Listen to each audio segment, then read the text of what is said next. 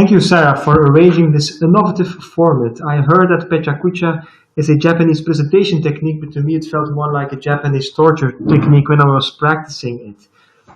Anyway, let's take up the challenge. I will talk about regionalism and economic partnership agreements between the European Union and Africa.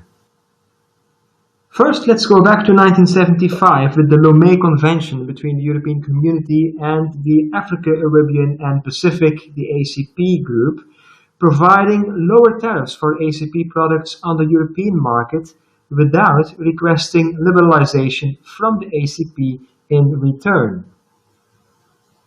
This non-reciprocal trade system came under pressure in the 80s and 90s for several reasons. First of all, the banana wars, also the World Trade Organization, European commercial interests, and last but not least, the rise of neoliberalism, which I visualize here with a picture of strippers, like states abandoning their power without any clear rational reason, but believing it will make us all happier.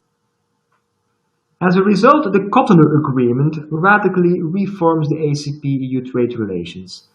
First, reciprocal trade liberalization. The EU insists that the ACP countries also open their markets for European products.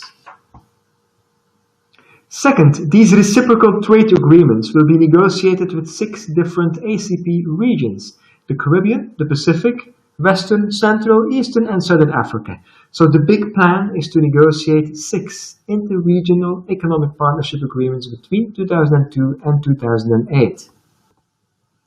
This leads to 3 questions. First, why did the EU want these regional agreements? Second, why was the negotiation process so difficult? And third, why has the EU eventually, after 15 years, managed to conclude some EPAs?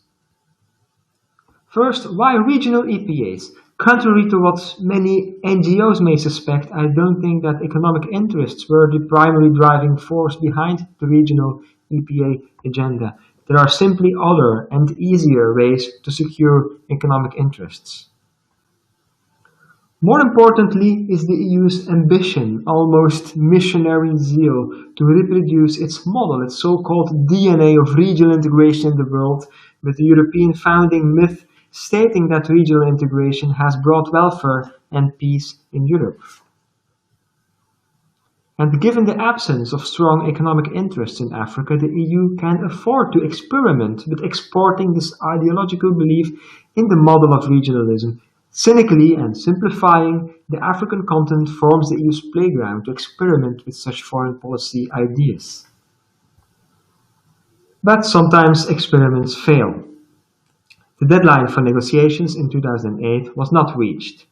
Instead, 4 regional African EPAs, a hodgepodge of different trade arrangements, was negotiated with different countries and different regions. So second question, why was it so difficult for the EU to negotiate such regional EPAs? This is particularly puzzling because the EU is much more powerful than the ACP. And I will touch on 7 explanations. First, strong protests from NGOs. However, there is no evidence that transnational advocacy coalitions of NGOs have caused the difficulties in the trade negotiations. There's certainly not a sufficient explanation here. Second, the EU's power in Africa has weakened because of the emergence of China, the Euro crisis, and more recently Brexit. This might have increased African governments' power to resist EPAs and to go against the EU in the negotiations. Third, also the EU's interests in Africa have further declined. The 2005 Global Europe's Trade Strategy argues that the EU should negotiate agreements with countries that are commercially more interesting than Africa, such as the BRICS, also Korea, ASEAN, later on Japan, Canada, and the United States. Fourth, the sheer number of existing and overlapping regional integration schemes in Africa make it very complicated. The EU claims that EPAs will solidify existing regionalization, but it could also hinder them.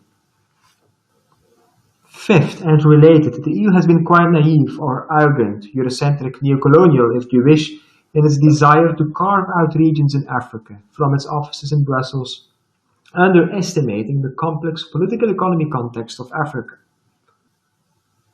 Sixth, diverging views of what regionalism means. For the EU, it is liberalizing markets, trade, whereas for the ACP, it is regional capacities, production, and infrastructure, which requires aid.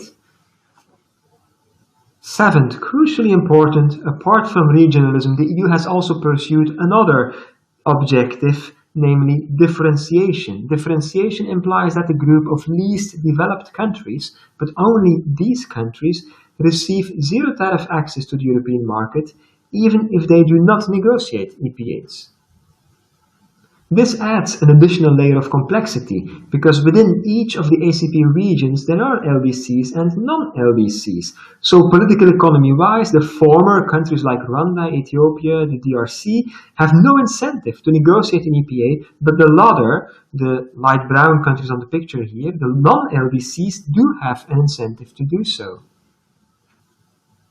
And eventually the EU used this division, threatening the non-LDCs that they would lose their preferential market access if they did not sign an EPA. This would imply higher tariffs for instance, flowers in Kenya, and higher tariffs for cocoa, bananas, and tuna in Ivory Coast and Ghana. Hence, these non-LDCs, such as Kenya, Ghana, Ivory Coast, had to pressurize the other regional partners to negotiate an EPA.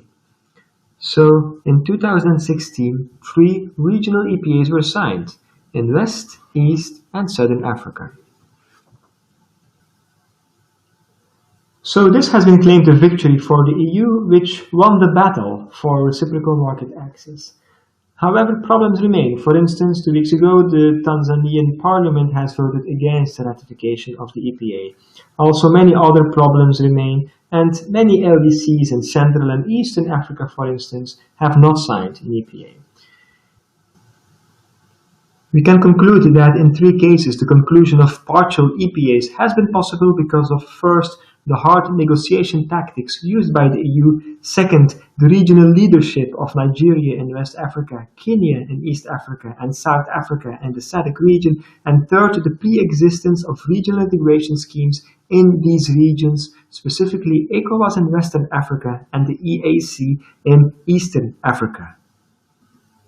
However, it is doubtful if the EPAs have stimulated sustainable forms of regionalism in Africa. It is still an ongoing experiment, and it is unclear if it will eventually be successful.